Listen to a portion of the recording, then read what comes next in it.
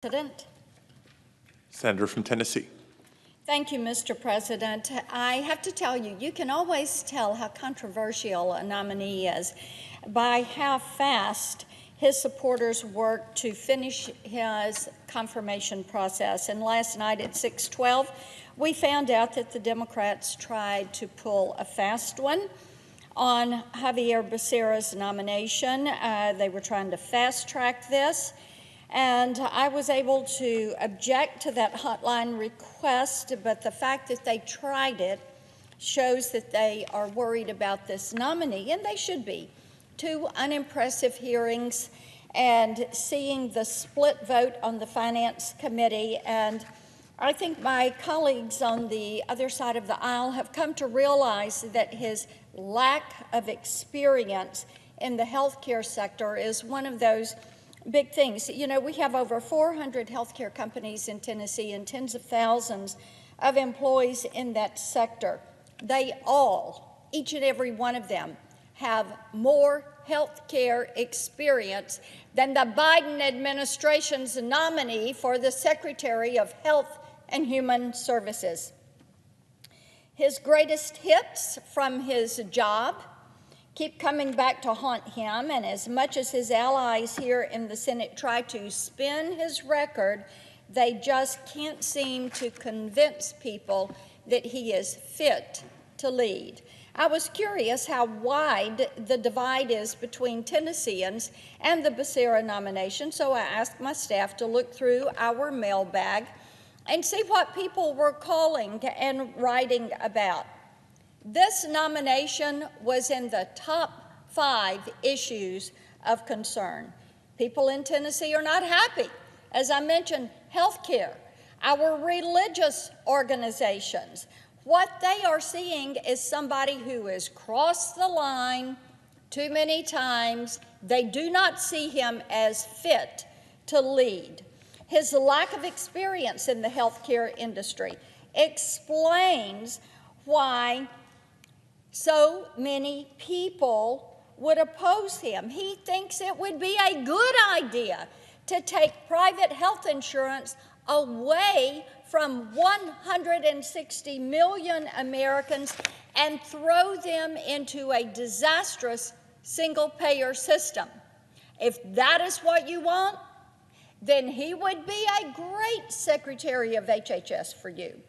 If he has his way, he will use his new position to further undermine our immigration laws. He's admitted, his own admission, Mr. President, that given the chance, he would decriminalize illegal entry and extend Medicaid benefits to anyone who managed to make it across the border. It's like winning the lottery. You get across that border, we're going to give you health care benefits courtesy of the U.S. taxpayer.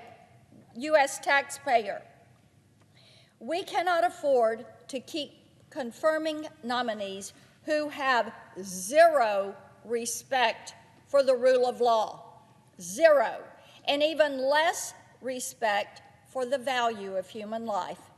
Throughout his career, Mr. Becerra has made his appallingly radical positions on abortion very well known.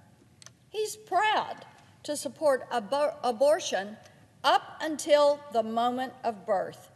He even opposed the 2003 partial birth abortion ban. He defended a truly evil California law that forced pro-life crisis pregnancy centers to advertise abortion services offered by state-run clinics.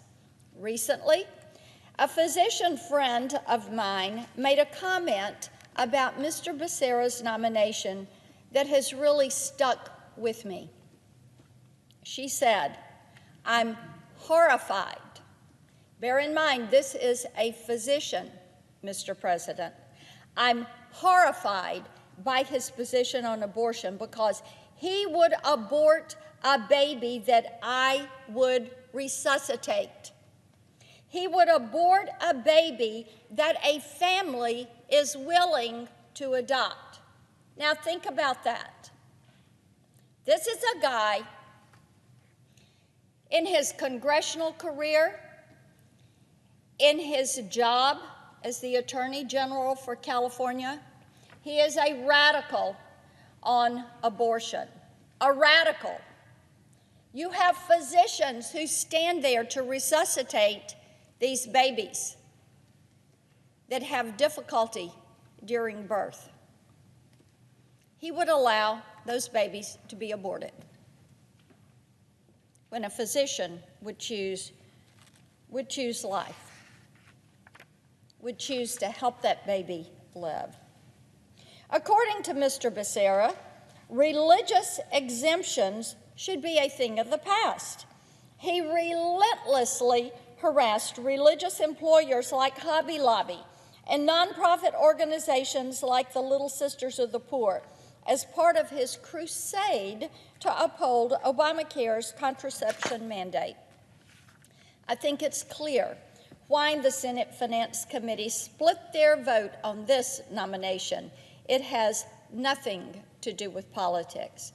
Xavier Becerra's obsession with dismantling American society and rebuilding it in his own image can't be boiled down to a simple policy position. Instead, it signals his desire to force Americans to live their lives according to his twisted worldview. He may have the approval of leftists, but the American people and thousands of Tennesseans have already written him off as radically unqualified, and frankly, so have I. I urge my colleagues to join me in opposing this motion to discharge and opposing the nomination. He is radically anti-life, anti-religion, anti-border security, anti-free speech. He is unqualified to lead. I yield the floor.